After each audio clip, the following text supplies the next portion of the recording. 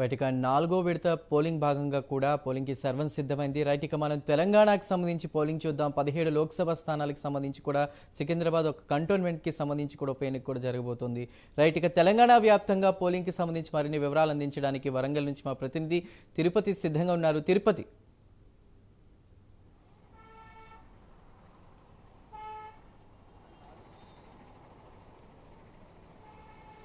చెప్పండి.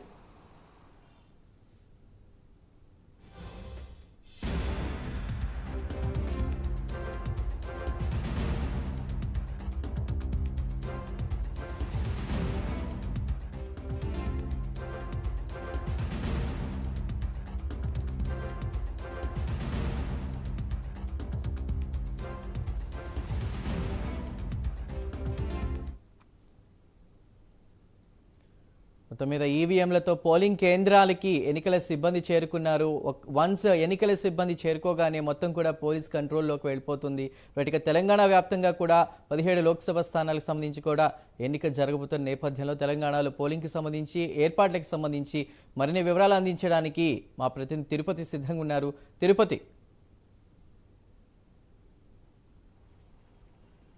తెలంగాణ రాష్ట్ర వ్యాప్తంగా రేపు పార్లమెంట్ ఎన్నికల పోలింగ్ ప్రక్రియ కొనసాగబోతుంది. పోలింగ్ ప్రక్రియకు సంబంధించి ఎన్నికల అధికారులు అన్ని ఏర్పాటు చేశారు. 17 పార్లమెంటు నియోజకవర్గాలకు సంబంధించినటువంటి రిటర్నింగ్ ఆఫీసర్లంతా కూడా ఏర్పాటు చేసి పకడ్బందీగా ఈవీఎం స్ట్రాంగ్ రూమ్లు కావచ్చు, ఇటు వీవీఎం ప్యాడ్ల దగ్గర కూడా ఏర్పాటు చేసి ఈరోజు డే అంతా కూడా ఈవీఎం వీవీప్యాడ్లంతా కూడా ఎన్నికల సిబ్బందికి ఎన్నికల సామాగ్రిని పంపిణీ చేయనున్నారు. పంపిణీ చేసిన తర్వాత ప్రత్యేక వాహనాల్లో ఈరోజు మధ్యాహ్నం నుంచి పార్లమెంటు నియోజకవర్గాలకు సంబంధించినటువంటి ఆ పోలింగ్ బూత్ సెంటర్లు ఎక్కడైతే ఉన్నాయో ఆ సెంటర్ల గ్రామానికి ఈరోజు సాయంత్రం వరకు ఎన్నికల సిబ్బంది సామాగ్రితో పాటు చేరుకుంటారు. ఎన్నికల సమన్వయంతో ఎన్నికలు సజావుగా నిర్వహించేందుకు పోలీస్ శాఖ కావచ్చు, ఎన్నికల అధికారులు గత కొద్ది రోజులుగా ఏర్పాటు చేస్తూ ఓటర్లందరికీ కూడా అవగాహన కార్యక్రమాలు చేస్తూ ఓటు హక్కును తప్పకుండా వినియోగించుకోవాలంటూ కూడా ఫ్లెక్సీలు ఏర్పాటు చేయడం కావచ్చు, రకరకాల కార్యక్రమాలు చేస్తూ 5K రన్ కావచ్చు, ఇలా కార్యక్రమాలు నిర్వహించి ఎన్నికల అధికారులు పార్లమెంట్ ఎన్నికల నేపథ్యంలోనే ప్రజలంతా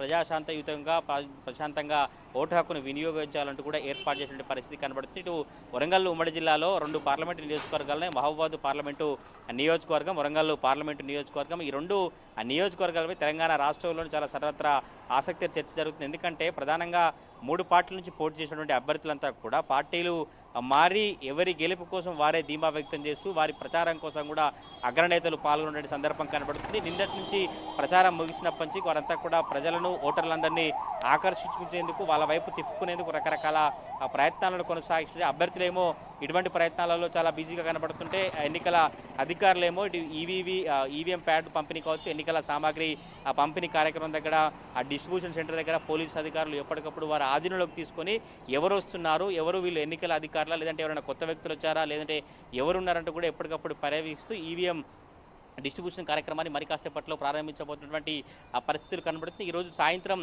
చేరుకున్న తర్వాత రేపు ఉదయం 7 గంటల నుంచి సాయంత్రం 6 గంటల వరకు ఆ పోలింగ్ ప్రక్రియ కొనసాగుతుంది. కొంత ఏజెన్సీ ప్రాంతం కావచ్చు, ఇటు మావోయిస్టు ప్రభావిత ప్రాంతాలలో 7 గంటల నుంచి 4 గంటల వరకు మాత్రమే పోలింగు జరిగేందుకు అధికారులు ఏర్పాటు చేశారు. ఎందుకంటే కొంత మావోయిస్టు ప్రభావిత ప్రాంతంలో ఇటీవల ఎన్కౌంటర్ జరగడం కావచ్చు, మావోయిస్టు ప్రభావిత ప్రాంతంలో మావోయిస్టులు వాల్ పోస్టర్ను కూడా రిలీజ్ చేసి ఎన్నికలను బహిష్కరించాలి, పార్లమెంట్ ఎన్నికలను బహిష్కరించితేనే మంచిది, గతంలో ఎన్కౌంటర్ జరిగిందంటూ కూడా ఇటు ములుగు ఏజెన్సీ, వాజేడు, వెంకటాపురం, ఏటూరు నాగరం ఏజెన్సీ ప్రాంతంలో ములుగు సంబంధించినటువంటి ఏజెన్సీ ప్రాంతం అంతా కూడా మావోయిస్టుల వాల్ పోస్టులతో ఒక చర్చాంశంగా మారినటువంటి పరిస్థితి ఉంది. ఇటు ములుగు ఏజెన్సీ కావచ్చు, భూపాలపల్లి ఏజెన్సీ, కాటారం, మహదేపూర్, పలిమెల మండలాలకు సంబంధించి కూడా సాయంత్రం 4 గంటల వరకు మాత్రమే ఆ పోలింగ్ ముగిసేందుకు అధికారులు అన్ని ఏర్పాటు పూర్తి చేశారు.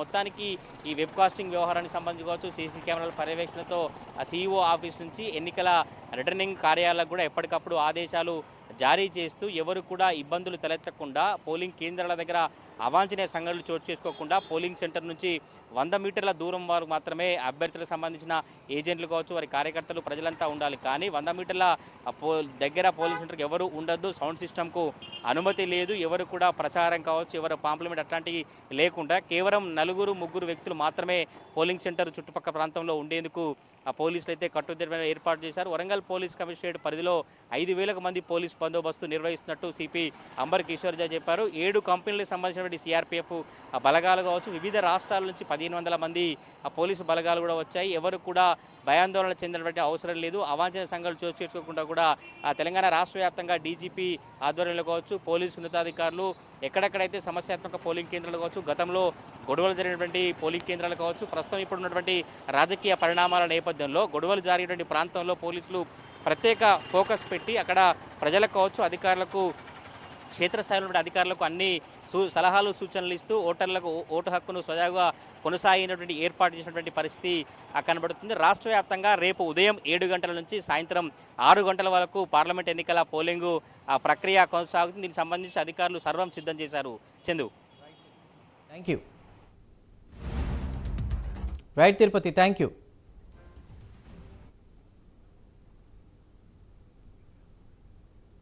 రేపు